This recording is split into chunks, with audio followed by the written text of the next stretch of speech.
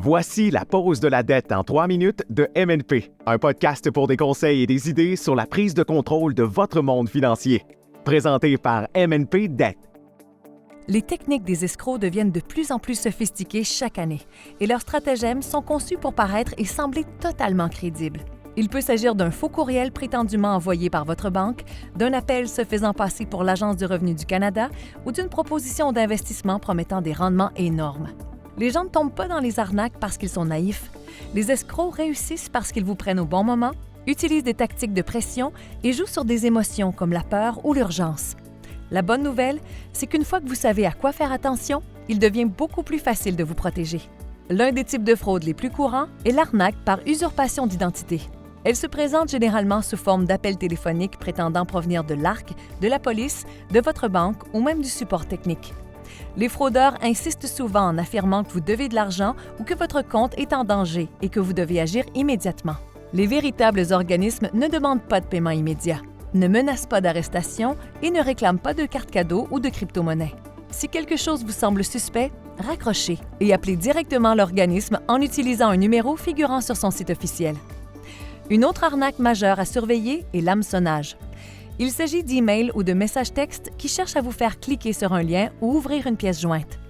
Le message peut sembler authentique, mais de petits détails le trahissent, comme des fautes d'orthographe, une formulation étrange ou une adresse email qui ressemble à la vraie sans être tout à fait correcte. Ne cliquez jamais sur des liens dans des messages que vous n'attendiez pas. Allez plutôt vous-même sur le site officiel de l'entreprise et connectez-vous à partir de là. Les arnaques liées aux investissements sont également fréquentes. Les fraudeurs promettent des rendements élevés avec peu ou pas de risque. Ils peuvent vous pousser à agir rapidement ou à envoyer de l'argent à l'avance. Les investissements légitimes comportent toujours un certain niveau de risque et un véritable conseiller ne vous mettra pas sous pression. Avant d'investir, vérifiez si l'entreprise est inscrite auprès des autorités canadiennes en valeurs mobilières. Il existe aussi des arnaques sentimentales, des arnaques à l'emploi et des arnaques au prêt.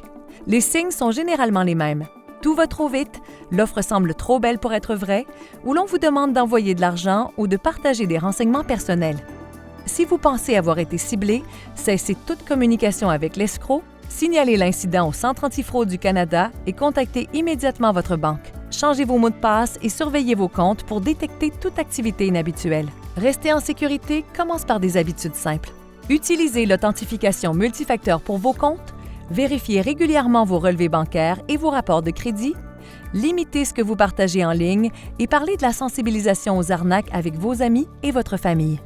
Plus vous en savez, plus il est difficile pour les escrocs de réussir. C'était la pause de la dette en 3 minutes de MNP. Contactez MNP dès aujourd'hui et planifiez une consultation confidentielle gratuite pour connaître comment vous pouvez éliminer votre dette pour de bon. Contactez MNP Dette pour commencer un nouveau départ financier dès maintenant.